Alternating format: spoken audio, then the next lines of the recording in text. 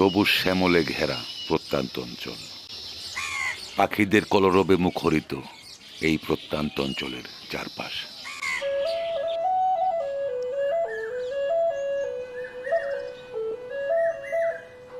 গ্রামে বসবাসরত মেহনতি গৃহস্থ পরিবার সংসারের নানা কাজে ব্যস্ত।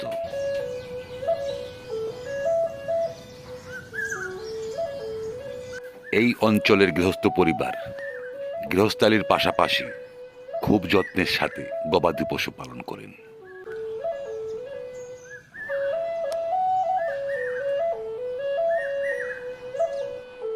গৃহস্থ পরিবারের ছোট ছোট কিশোর কিশোরীরা বাড়ির আঙিনাতে নানা ধরনের শাকসবজি রোপণ করেছে।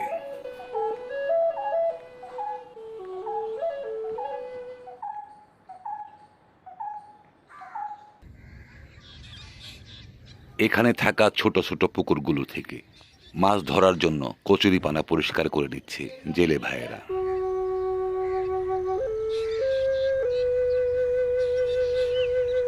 পুকুরের কচুরিপানা পরিষ্কারের পর এখানে এখন জাল ফেলা হচ্ছে।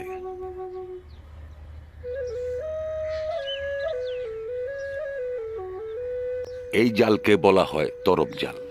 এই তরফ জাল দিয়ে জেলে ভাইয়েরা পুকুরের মাঝামাঝি বাঁধ দিয়েছে এবং এই জাল 1 সপ্তাহ ব্যাপী পুকুরে ফেলে রাখা হবে।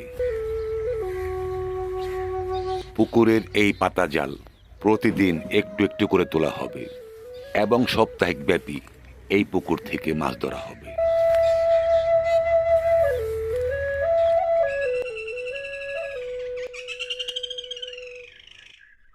গ্রামের এই গৃহস্থ পরিবারগুলো সর্বক্ষণ সংসারের নানা কাজে ব্যস্ত থাকে।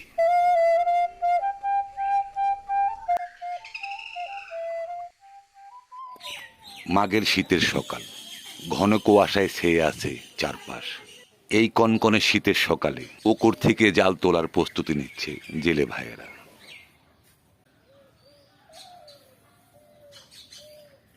পূর্ব দিগন্তে সূর্য উঁকি মেরেছে। শীতের এই কুয়াশা ভেজা সকালে ফসলের মাঠে নেমেছে গৃহস্থ পরিবার।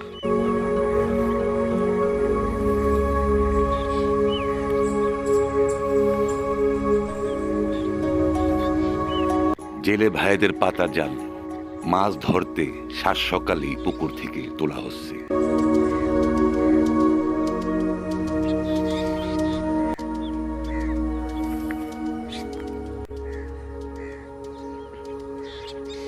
জেলে ভাইদের জাল থেকে তোলা হয়েছে পুকুরের নানা ধরনের দেশীয় প্রজাতির মাছ। এই মাছ 2 ভাগে ভাগ করা হবে। 1 ভাগ জেলে ভাইদের, আরেক ভাগ পুকুর মালিকের। নিজেদের পুকুরের দেশীয় প্রজাতির মাছ গ্রামের পাড়া প্রতিবেশী গৃহবধূরা সকলে মিলেমিশে আনন্দের সাথে হাতে হাতে এই মাছ কাটছে।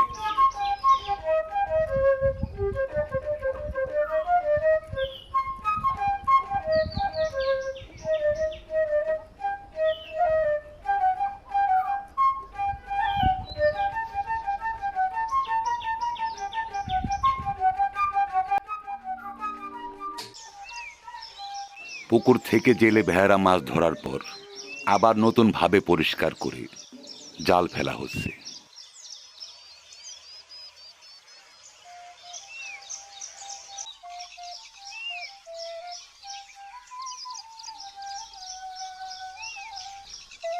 পুকুর থেকে ধরা নানা ধরনের তাজা মাছ এখান থেকে বিক্রির জন্য জেলে ভাইয়েরা বাজারে নিয়ে যাচ্ছে।